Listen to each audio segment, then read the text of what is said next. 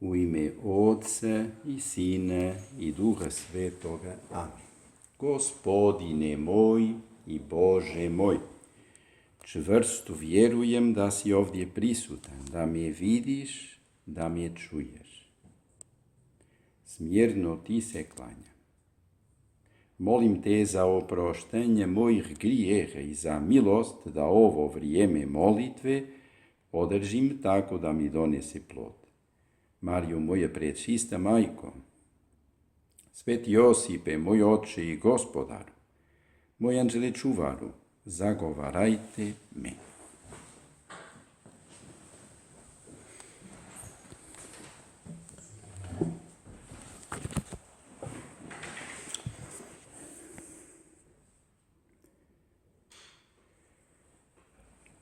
Na blagdan naše drage Gospe ne škrtarimo na izrazima ljubavi. Uzdignimo češće nego inače svoje srce prema njoj, moleći je za svoje potrebe i zahvaljujući joj za njezinu neprestanu majčinsku skrb i preporučujući joj ljude koje ljubimo.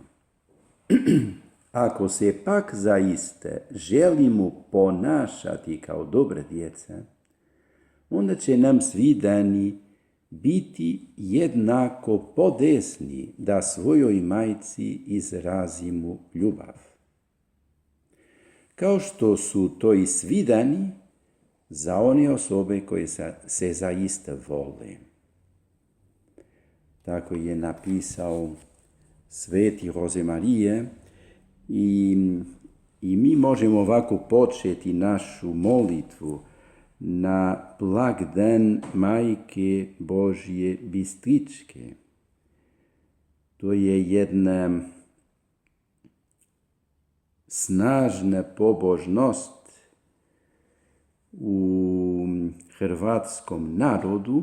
Svetište Majke Božje Bistričke ima kroz vjekove važno upravo središnje mjesto u vjerskom životu hrvatskog naroda. Osobito u teškim vremenima svoje povijesti narod upire svoje oči u crni lik Majke Božje Bistričke. Njoj se utječe i zavjetuje. I mi danas želimo također moliti Majku Božju Bistričku za pomoć. Možda i naše srce ide prema ovom trenutku kada Papa Ivan Pavao II je proglasio blaženog Alojzija Stepinca u Mariji Bistrici. I želimo zazivati pomoć naše majke.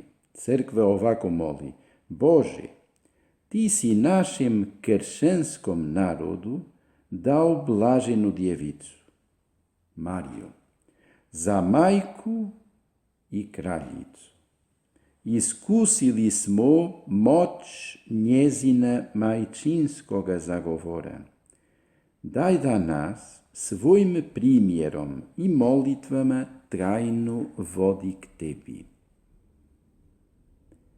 I danas mi razmišljamo kako smo toliko puta iskusili majčinski zagovor blažene Djevice Marije. Gospodin nama je dao blaženu Djevicu Mariju za majku i kraljicu. Marija je majka. Marija je i kraljica. Kao majka, toliko puta smo razmišljali, želi nama pomoći. Kao kraljica može nama pomoći. I hoće. I zbog toga s njom smo uvijek sigurni. Bože, ti si hrvatski narod obdarju ljubavlju i pobožnošću prema presvetoj Bogorodici. Po njezinu zagovoru čuvaj nas u katoličkoj vjeri, te nas obdari mirom, slogom, zdravljem, blagostanjem i osobito vječnim spasenjem. I to mi molimo danas, dok uzdignemo svoje srce k Mariji. Toliko puta slušamo ovaj liturgijski poziv gore srce. Dobro, neka naše srce bude posebno danas kod naše majke, jer slavimo njezin blagdan i zbog toga se radujemo. Knjiga Sirahova govori ovako: dođite k meni, svi koji me žudite i nasitite se plodovima mojima, jer je spomen na mene slađi od meda i baština moje od medenog sača. Koji me jedu, još više su me gladni, i koji me piju, još više za mnom žeđaju. Tko me ne sluša, taj se ne stidi, i tko sa mnom radi, taj ne griješi. I ove riječi su u liturgiji riječi koje crkva pripisuje Djevici Mariji. Dođite k meni. Lijepo je slušati ovaj poziv. Isus je rekao: dođite k meni svi koji ste izmoreni i opterećeni. Ali i sama Djevica Marija ponavlja isti poziv: dođite k meni, svi koji me žudite i nasitite se plodovima mojim. Promatrajmo primjer, život blažene Djevice Marije. Razmišljajmo o njezinim otajstvima. Promatrajmo njezine krijeposti. Gledajmo njezin primjer, učimo se od nje. Jer je spomen na mene slađi od meda i baština moje od medenog sača. Misliti o našoj majci je za nas uvijek radost, utjeha, smirenje, sigurnost. I uvijek osjećamo potrebu za još više tražiti pomoć naše majke. Koji me jedu, još više su me gladni, i koji me piju, još više za mnom žeđaju. Tko me ne sluša, taj se ne stidi. Uz Gospu bit će nam lakše biti vjerni Gospodinu, slijediti Gospodine, odazvati se na poticaje milosti. Vjerno živjeti naš kršćanski poziv. Tko sa mnom radi, taj ne griješi. Pobožnost prema Djevici Mariji vodi nas k Isusu. Pobožnost prema presvetoj Djevici Bogorodici čuva nas na putu. Puni zahvalnosti molimo, Gospodine, da ta pobožnost nas izgrađuje u svetosti života. obdari blagoslovom duše i tijela i dovede na vječnu gozbu u nebesima. Snažna je i moćna ova pobožnost prema djevici Mariji. Gospodine, po zagovoru blažene djevice Marije, udjeli svome zahvalnom narodu zdravlje duše i tijela, svoj mir i blagoslov. Kako nama pomaže u istinu tražiti pomoć, zaštitu, zagovor blažene djevice Marije. Kaže naš otac, Sveti Jose Marije, gaji živu pobožnost prema našoj majci. Ona zna odgovarati s nježnošću na počasti koje joj upravljamo. Osim toga, ako svaki dan s duhom vjere i ljubavi moliš Svetu Krunicu, Gospa će te brižno povesti jako daleko putem do svoga Sina. Neka naša pobožnost prema Mariji bude živa, nježna, iskrena, s duhom vjere i ljubavi. I zato tražimo pomoć i same naše majke. Ne želimo se odijeliti od nje. I znamo kako također kaže Sveti Jose Marije, ona je majka koja se ne da dugo moliti, koja našim molbama izlazi čak u susret, jer poznaje sve naše potrebe i žuri spremno u pomoć, da bi svojim dijelima dokazala da ona neprestano misli na svoju djecu. Svatko bi od nas u svom vlastitom životu, u kojem se objavljuje Božje milosrđe, mogao naći na tisuće motiva da se na poseban način osjeća kao drago Marijino dijete. Mi smo Marijine djeca. I zbog toga kako je važno da njegujemo ovu pobožnost. Pobožnost prema djevici u kršćanskim dušama budi vrhunaravni poticaj da djeluju kao domestičari, kao članovi obitelji Božje, kao djeca Božje. Marijine smo djeca, jer smo djeca Božje. Nikada nije previše razmišljati ono što sveti apostol Ivan je doživio.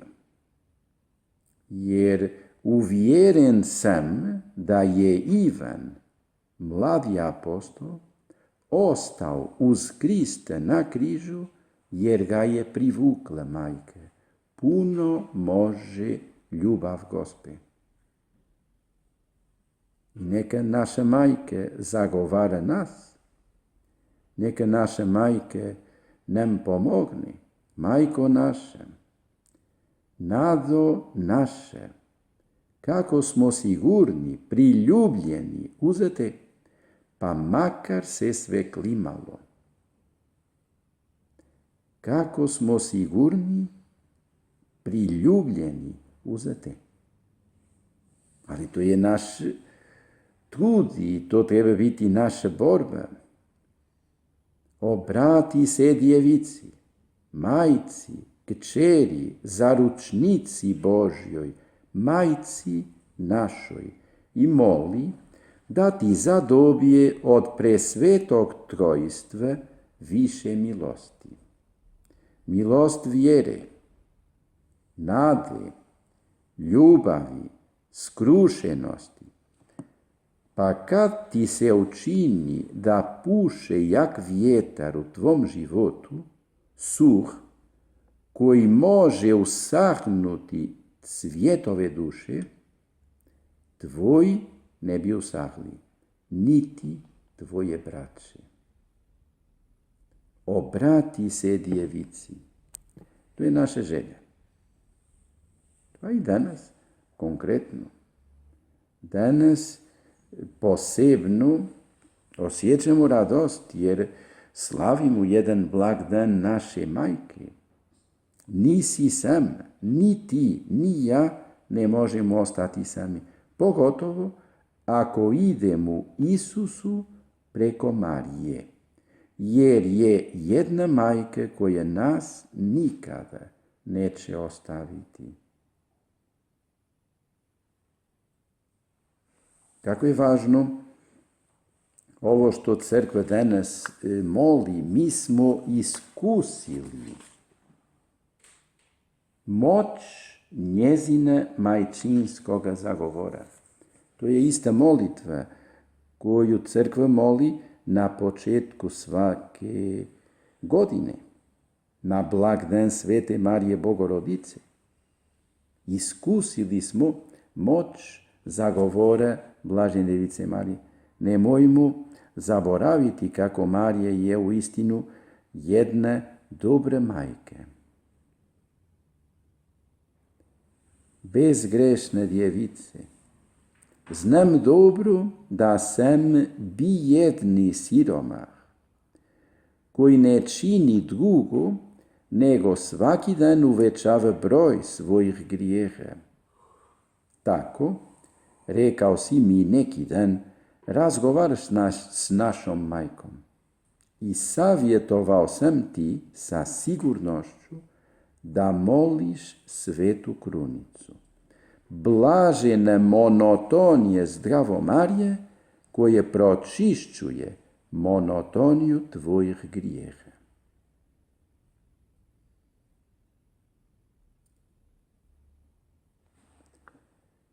Braćo, kada dođe punina vremena, odazla Bog Sina svoga.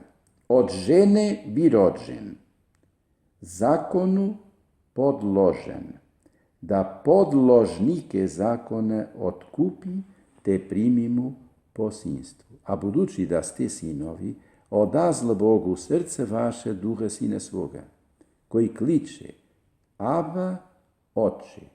Tako, više nisi rob nego sin. Ako pak sin, onda i baštinik po Bogu. I sve ovo što govori Sveti Pavao je nešto što trebamo se zahvaliti Mariji. Jer po poslušnosti Blažene Device Marije, anđelu Gabrielu ili Bogu, kada anđeo je navijestio Mariji, mi smo djeca Božje. Mi smo primili posinstvo. Bog je poslao Sina svoga da primimo posinstvo. Nismo više robovi, nego smo djeca. I primili smo Duha Svetoga koji kliče, Aba, Oče. I ako smo djeca, onda smo i baštinici po Bogu. Kakva sreća i možemo reći kakva radost.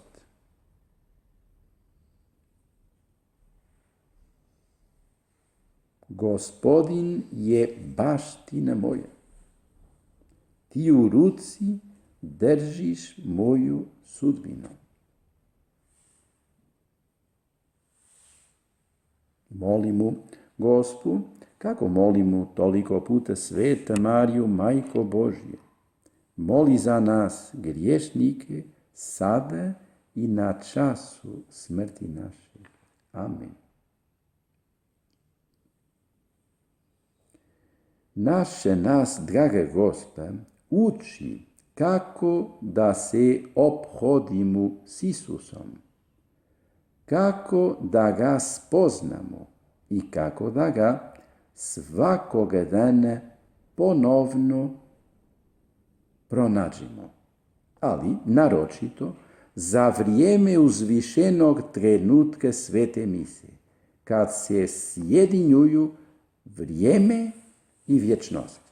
Isus kao vječni svećenik privlači sve k sebi, da bi onda sve divino afflante spiritu dahom Duha Svetoga doveo pred Boga Oca. Neka naša majka Marije nam pomogne da pobožno slavimo svetu misu, da doživimo susret s Gospodinom za vrijeme svete mise. I da ju nam se ispuni ono što Isus je obećao, kad budem uzdignut sa zemlje, sve ću privući k sebi. Sve ljude. Tu smo mi. Po zagovoru Blažene Djevice Marije.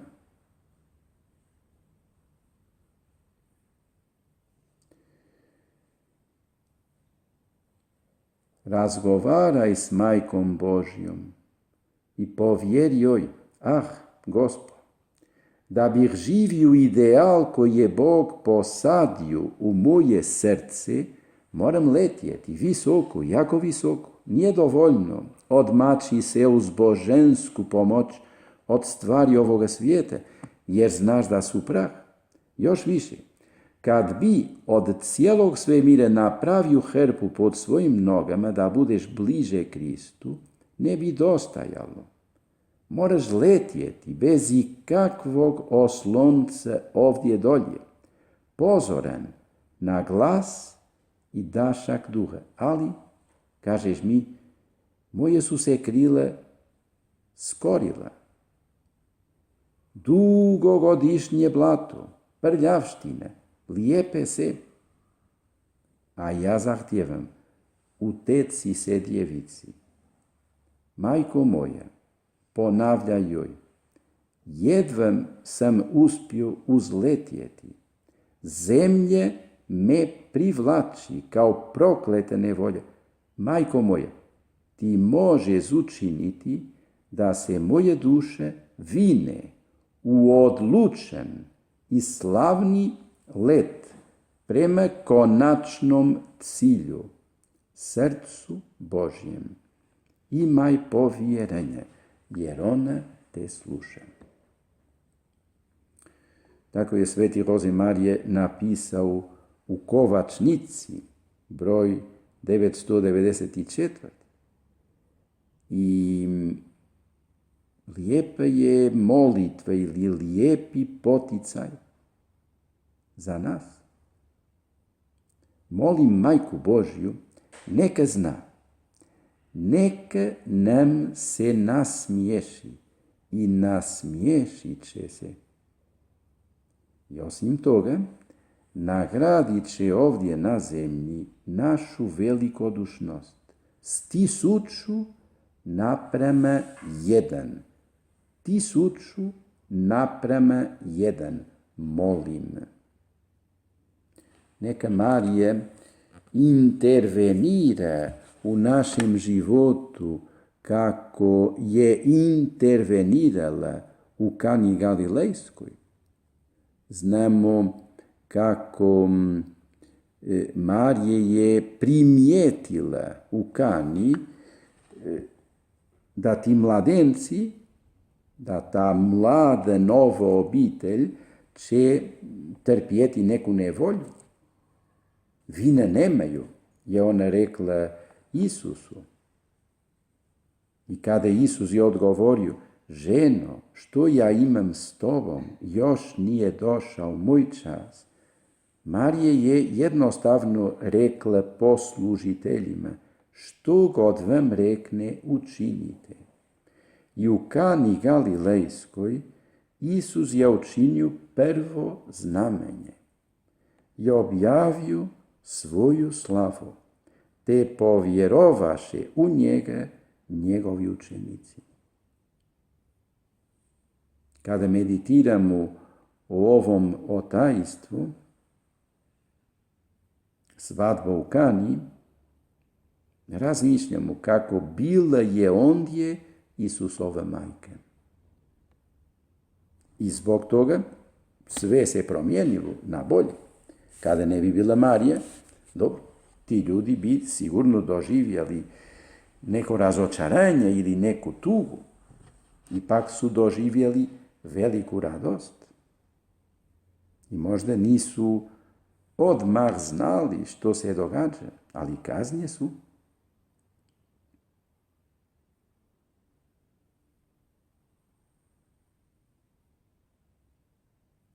I znamo kako apostol Sveti Bartol je bio iz Kane Galilejske. Možda i on je dobio jači poticaj za slijediti Isusa kada je doživio točno u svom kraju, u svom mjestu, u svom selu takvo čudo po zagovoru blažene djevice Marije. Po zagovoru naše majke molimo da Gospodin nas učvrsti u našem pozivu. Molimo za zvanje.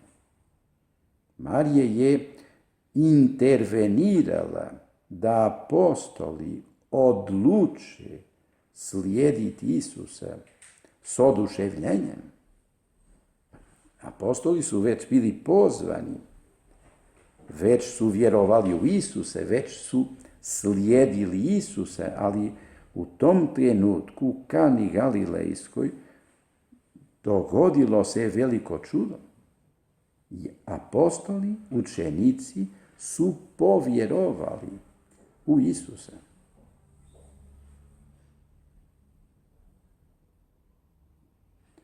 Dobro, molimo mi da nikada ne zaboravimo kako Gospodin čuva dobro vino za kraj. Svaki čovjek stavlja na stol najprije dobro vino, a kad se ponapiju, gore. Ti si čuvao dobro vino sve do sada. Molimo da sada Gospa zagovara nas. I da sada bude uvijek dobro vino svetosti u našem životu. U istinu, smisao ovog evanđelja nije da Gospodin čuva dobro vino za kraj, nego za sada. Jer ravnatelj stola govori to, ti si čuvao dobro vino sve do sada. Pa nije još kraj, sada. Sada je trenutak kada mi trebamo zatražiti od Majke Marije da nam daruje dobro vino. Dobro vino svetosti. Da imamo snagu, da se odazivamo na sve poticaje koje Gospodin nam upućuje. Gospodine, daj da ti po zagovoru djevice Bogorodice omilimo sa svoje predanosti. Dobro, završimo ovu meditaciju danas. Radujemo se jer slavimo ovaj blagdan. Slatka majko, dovedi nas do takve ludosti koje će učiniti da i drugi postanu ludi za našim Isusom. Marijo, ljubezna Gospo, neka ljubav u nama ne bude lažna vatra varavog svjetla, proizvod leševa u raspadanju. Neka bude istinski oganj koji proždire, koji užiže i izgara sve čega se dotakne.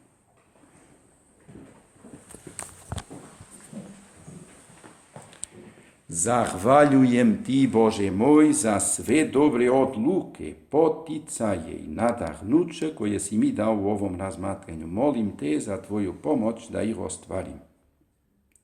Marijo, moja prečista majko, Sveti Josipe, moj oče i gospodaru, moj anđele čuvaru, zagovarajte me.